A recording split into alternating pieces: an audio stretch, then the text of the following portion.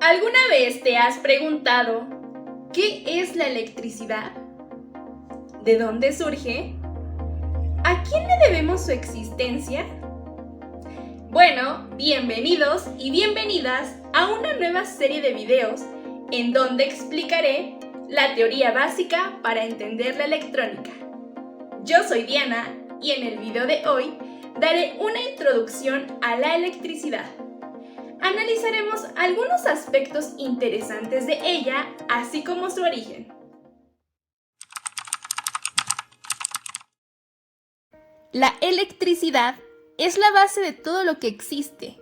Existen fenómenos naturales que a partir de la electricidad producen efectos muy importantes como la luz eléctrica, el calor, el funcionamiento de máquinas, fenómenos que indiscutiblemente son esenciales en nuestra vida diaria.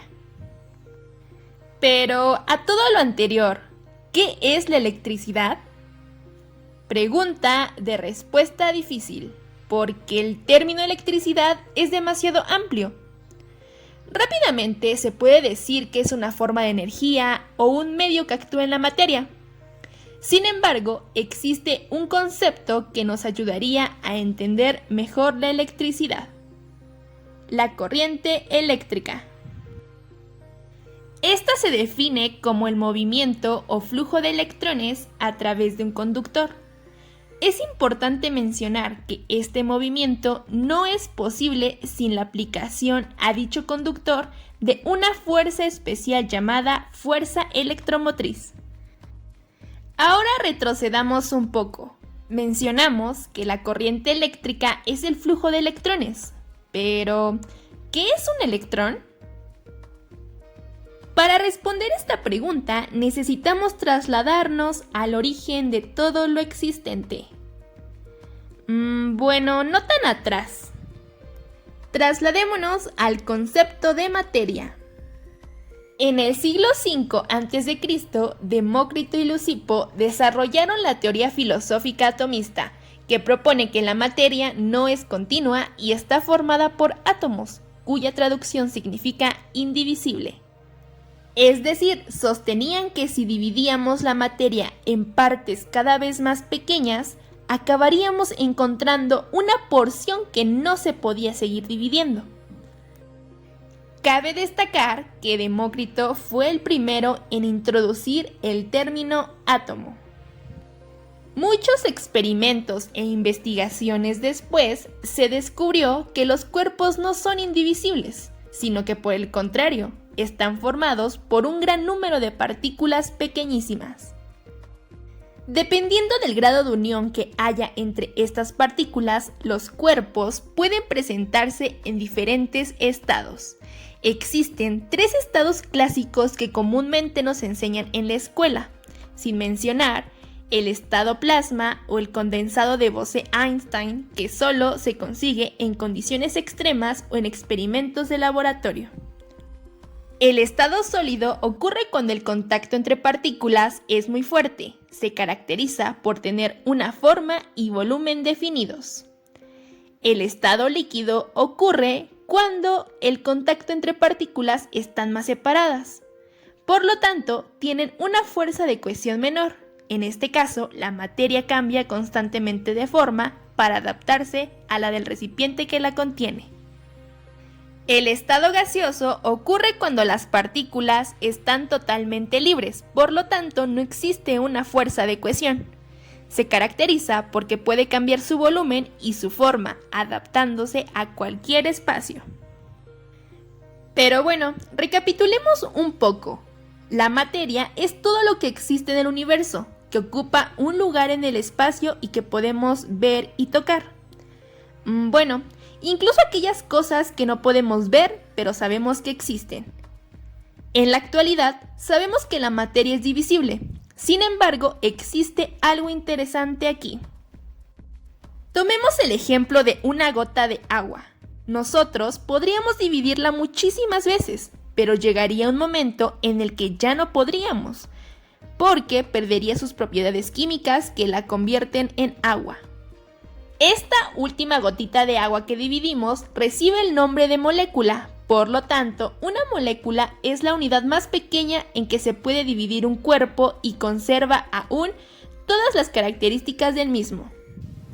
Ahora bien, te estarás preguntando, ¿qué pasaría si dividimos dicha molécula? Efectivamente, esta molécula puede ser dividida en partículas mucho más pequeñas llamadas átomos. Los átomos constituyen la unidad fundamental del universo y solos o en combinación forman todo lo que existe. Retomemos la molécula de agua. Gracias a diversas investigaciones y experimentos, en la actualidad sabemos que está compuesta por 2 átomos de hidrógeno y un átomo de oxígeno. Por lo tanto, diremos que el agua es un cuerpo compuesto, ya que está formada por la combinación de 2 elementos distintos. Una vez descubierto el átomo, la curiosidad del hombre lo impulsó a querer saber qué había en su interior. Fue así como después de muchos experimentos se descubrió que en el interior de estos se encuentran encerradas una serie de partículas que poseen energía propia y que son las directas responsables de los fenómenos eléctricos. En 1808, el físico y químico británico Dalton formuló las primeras bases que marcaron el inicio de la era atómica. Sin embargo, una de sus teorías tuvo que ser modificada, ya que afirmaba que el átomo era indivisible. En 1897, los experimentos de Thomson con rayos catódicos mostraron que todos los átomos contienen pequeñas partículas subatómicas con carga negativa, llamadas electrones. También con su experimento de la lámina de oro, en 1920 Rutherford mostró que el átomo es en su mayoría espacio vacío con un pequeño y denso núcleo con carga positiva. Siguiendo con el estudio del átomo, tiempo después se descubrió que estos se encuentran unidos entre sí por fuerzas de atracción entre el núcleo y sus electrones, donde la parte central del núcleo contiene 2 tipos de partículas llamadas protones y neutrones.